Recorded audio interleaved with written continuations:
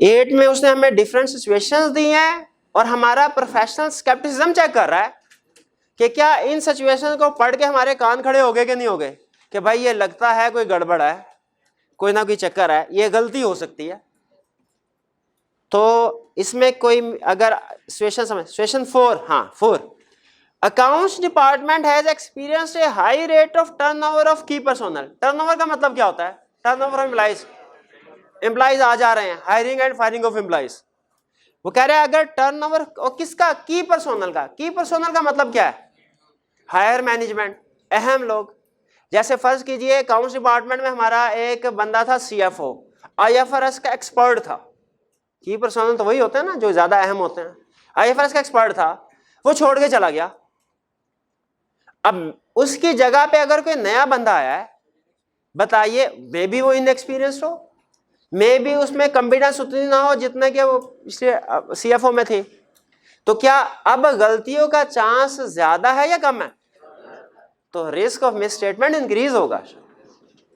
Clear हुई बात? और कोई situation? Last one, a public offering of ASML share is plan for late 2013। कह रहा है अगले साल हमने कंपनी के शेयर्स को इशू करना है जनरल पब्लिक को। पब्लिक ऑफरिंग का मतलब जनरल पब्लिक को शेयर इशू करना है। तो कंपनी क्या चाहेगी? शेयर की प्राइस कम मिले कि ज्यादा मिले? तो शेयर जो प्राइस ज्यादा देंगे किस चीज को देख के देंगे? प्रॉफिट और एसेट्स को। तो इसीलिए वो प्रॉफिट को ओवरस्टेट करेगा, रिस्क है। 6 सुने, कह रहे during the year litigation filed against ASML in 2010 was withdrawn, वापस ले ली गई।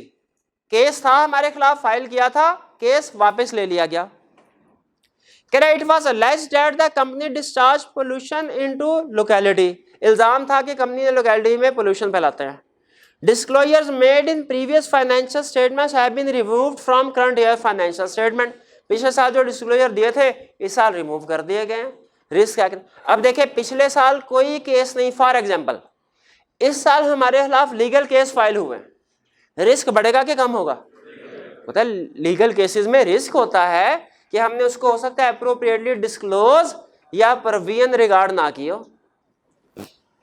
लेकिन अगर पिछले साल केस था, इस साल केस खत्म हो गया, रिस्क कम हो जाएगा। ठीक है, क्योंकि पिछले साल जिस चीज की वजह से रिस्क था इस साल उसकी वजह से रिस्क नहीं। तो ये जो हमारा लीगल केस वाला 6 पॉइंट है, इससे रिस्क इंक्रीज नहीं बल्कि डिक्रीज होगा। और कोई क्वेश्चन? पॉइंट 3 कह रहा है internal auditor reports to the CFO and CFO reports to आदम। वो इंटरनल ऑडिटर हमने पढ़ा था, internal auditor is not independent of entity but it should be independent of management. और आपको याद होगा एग्जांपल्स भी दी थी, अगर इंटरनल ऑडिटर CFO को रिपोर्ट कर रहा है, क्या वो इंडिपेंडेंट है? वो नहीं है। तो यहां पे रिस्क हमारा बढ़ रहा है। क्यों? क्योंकि इंटरनल ऑडिटर इंडिपेंडेंट नहीं है।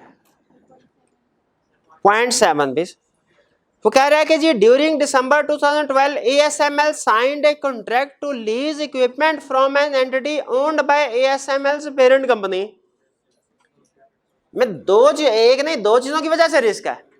एक तो लीज की वजह, देखिए लीज की ट्रांजैक्शन में हमेशा रिस्क होता है। आपको पता है उसकी कैलकुलेशन, आप काउंटिंग के ज्यादा एक्सपर्ट हैं, वो पता होगा कैलकुलेशन होती है, finance lease, operating lease, disclosure, classification, complex transaction होती है लीज की।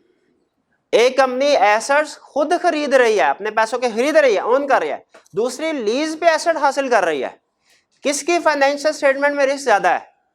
लीज वाला। एक तो लीज ट्रांजैक्शन कंप्लेक्स होती है, इस वजह से रिस्क है, और दूसरा उसने कहा पेरेंट कंपनी से लिए आपने, तो रिलेटेड पार्टी ट्रांजैक्शन, उसमें भी रिस्क होता है।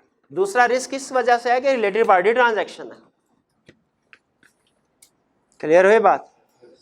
और कोई क्वेश्चन? 5 और तो कोई नहीं रह गया इसके बाद, दूसरा भी कर देंगे हम, कोई बात। During 2012, ASML changed the method of preparing its financial statement from cash basis to accrual basis under generally accepted accounting principle.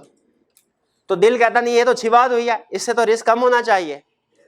अच्छा मुझे बताइए, फर्ज कीजिए अगर वो क्वेश्चन में कहता है कि क्लाइंट पहले मैन्युअली काम कर रहा था, अब क्लाइंट ने आईटी सिस्टम इंस्टॉल कर दिया है फाइनेंशियल स्टेटमेंट प्रिपेयर करने के लिए, तो बताइए रिस्क बढ़ा के कम हुआ, रिस्क इंक्रीज हुआ, क्योंकि लग रहा है ऐसे कि आईटी सिस्टम इंस्टॉल होने से तो एफिशिएंसी आ जाएगी, गलतियां कम होंगी। भाई वो उससे कम होंगी जब जो ऑपरेटर हैं उनकी प्रॉपर ट्रेनिंग होगी, उन्हें पता होगा।